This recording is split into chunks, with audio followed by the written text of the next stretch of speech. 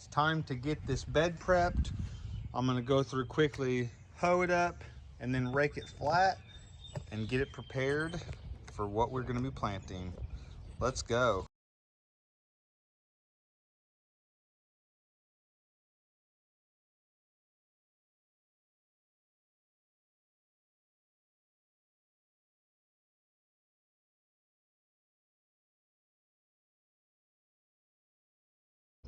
Now that I have the garden bed hoed and all the large sticks and debris raked off to one side, everything's leveled out, now we can decide what we're gonna plant where.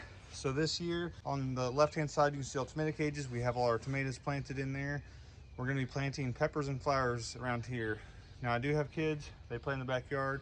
I wanna make sure some of these things are protected from miscellaneous flying balls and whatnot. So we're gonna start with some mature plants or some potted plants in one area, and then we're also going to add some seeded plants down the line. But let's go ahead and get after it. We're going to be planting a lemonade tea garden in this area. I have 4 different types of Celosia that we're going to be planting, a total of 16 starts, and then we're also going to come in and plant some Celosia seeds along the way.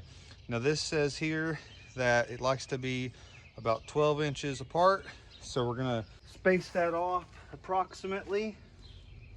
I'm going to be putting some tomato cages along the end here to protect the plants from any stray balls that may be trying to land in the garden area. So we're gonna come in about right here, squeeze the bottom of your plant cell. You wanna make sure the hole is just as deep as the plant was growing in the nursery. Drop that plant in there, surround it just like so. And then like I said, it wants about a 12-inch spacing.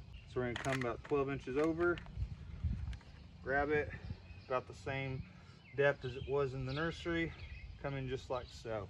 We're gonna come down once again about 12 inches or so, squeeze the base and pull gently as you squeeze, about the same depth as the nursery. Scoot your soil around just like so. Continue on down the line, repeating the process until all your Celosia or whatever plant you're planting is in the ground. This particular is called Celosia Castle Mix. Got some reds, some pinks, and some golds. We've got that in there. And I mentioned before, I was gonna put some cages around here, not because the plants themselves need it, but because I'm trying to protect them from any stray balls that may be coming through the area. So the ones here on the corner, I am gonna put these tomato cages around. It's purely to protect them from random flying objects. We'll do one more here on the corner, just like so. And then we will move to our next varieties. Purchased 4 varieties of Celosia today. We just did the Castle Mix.